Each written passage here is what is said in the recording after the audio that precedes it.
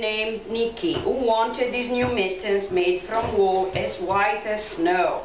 At first his grandmother Baba did not want to knit white mittens. If you drop it in the snow, she warned, you'll never find it. But Nikki wanted snow white mittens, and finally Baba made them.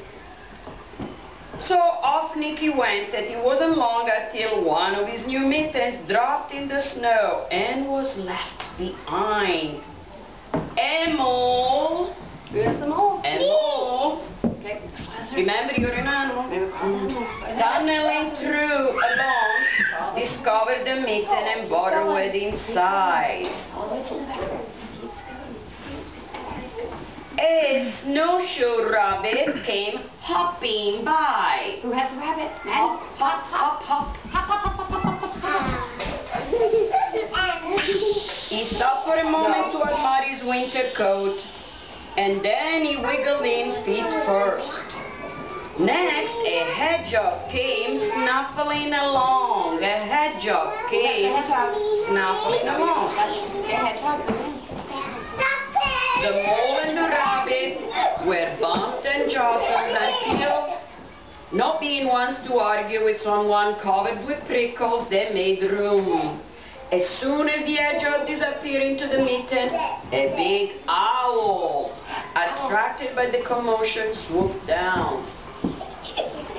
And when the animals saw the owl's glinting talons, they quickly let them in.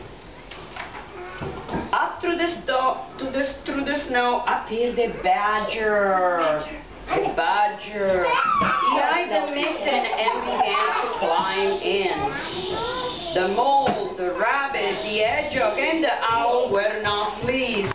There was no room left, but when they saw his diggers, they gave him the tongue.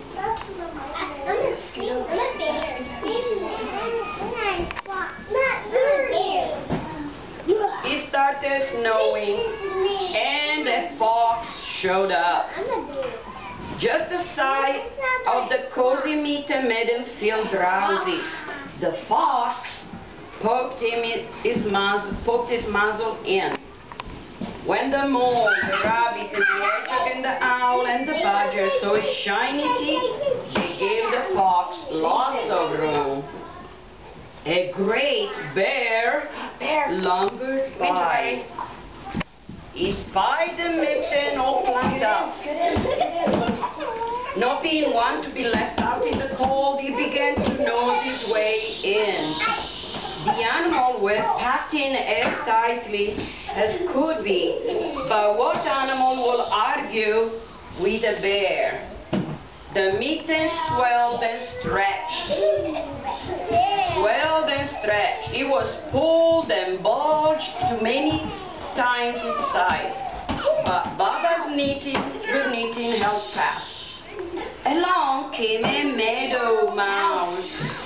Brian, Mousy, come on in. No bigger than an acorn.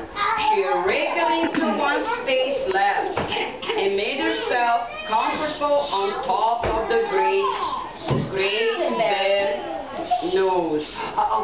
The bear, tickled by the mouse whiskers, gave an enormous sneeze.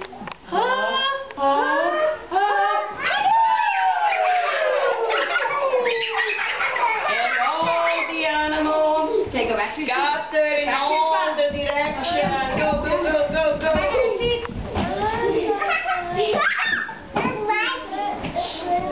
On his way home, Nikki saw a white shape in the distance.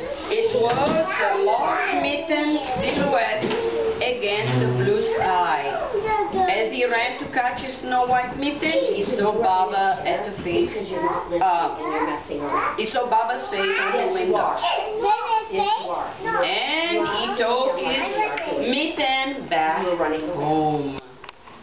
And there he goes. The mitten is all stretched up, but still in one piece. She must have done a very good job knitting that mitten together, huh?